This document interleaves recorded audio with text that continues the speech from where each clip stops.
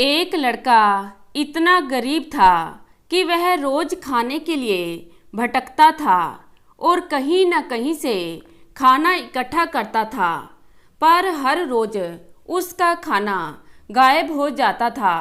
एक दिन उसे पता चला कि एक चूहा उसका खाना चुराता है, तो उसने उस चूहे को पकड़ा और उससे पूछा कि तुम्हें पता है कि मैं कितना गरीब हूँ, फिर भी तू मेरा खाना चुराता है। अगर तुम्हें चुराना ही है तो किसी अमीर का क्यों नहीं चुराता। तो वह चूहा बोला कि तेरी किस्मत में जो कुछ चीज़ें लिखी हैं तुम्हें वही मिलेंगी, भले ही तू कितनी ही कोशिश कर ले, भले ही तू कितना भी धन इकट्ठा कर ले, उसे अपने पास नहीं रख सकता। यह जानकर लड़का बहुत हैरान और दुखी हुआ कि ऐसे कैसे हो सकता है। तो चूहे ने कहा, अगर तुझे जानना ही है कि तेरी किस्मत में क्या लिखा है तो भगवान बुद्ध के पास जाना पड़ेगा। वही तुम्हें बता सकते हैं कि तुम्हारी किस्मत में क्या है। इसलिए वह लड़का भगवान बुद्ध से मिलने के लिए निकल पड़ा। चलते चलते बहुत रात हो गई थी। रास्ते में उसने एक हवेली देखी और उस घर वालों से एक रात वहां रहने के लिए इजाज़त मांगी। उसे इजाज़त मिल गई। हवेली वालों ने लड़के से पूछा कि तुम इतनी रात को कहाँ जा रहे हो। तो उसने कहा, मैं भगवान बुद्ध के पास जा रहा हूँ अपनी किस्मत के बारे में पूछने के लिए। तो हवेली वालों ने कहा कि तुम भगवान बुद्ध से हमारा सवाल भी पूछ लेना।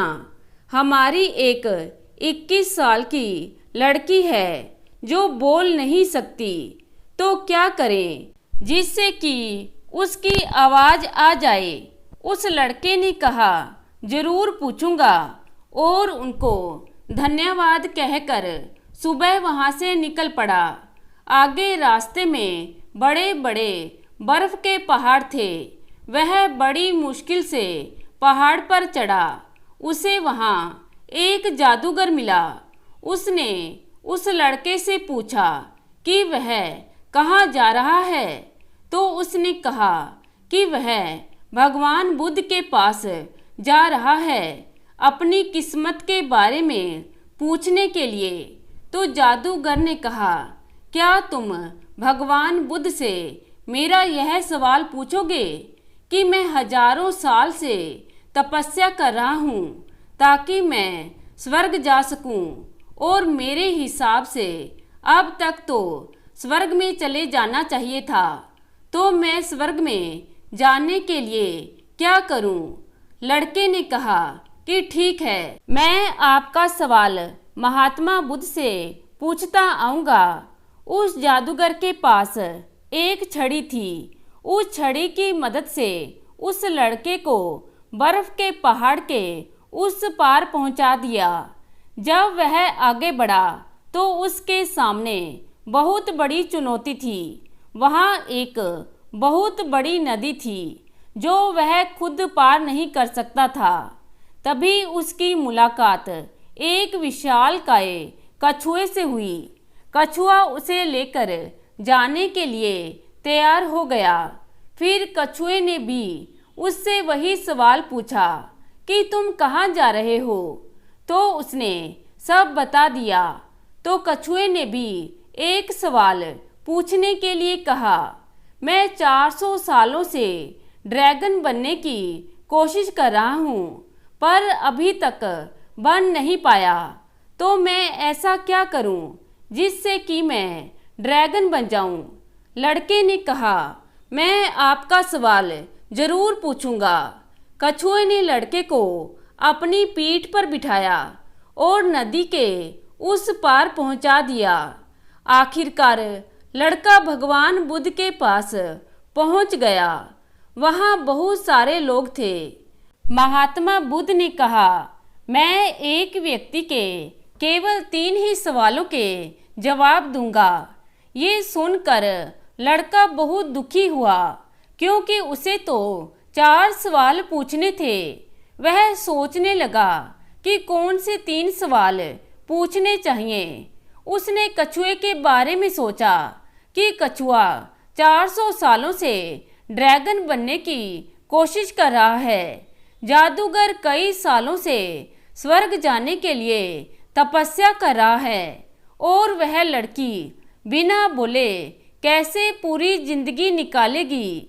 फिर खुद के बारे में सोचा कि मैं तो सिर्फ गरीब हूँ, मैं तो मांग कर भी अपनी जिंदगी गुजार सकता हूँ, पर कछुआ, जादूगर और लड़की की परेशानियाँ तो मेरी परेशानियों से बहुत बड़ी हैं।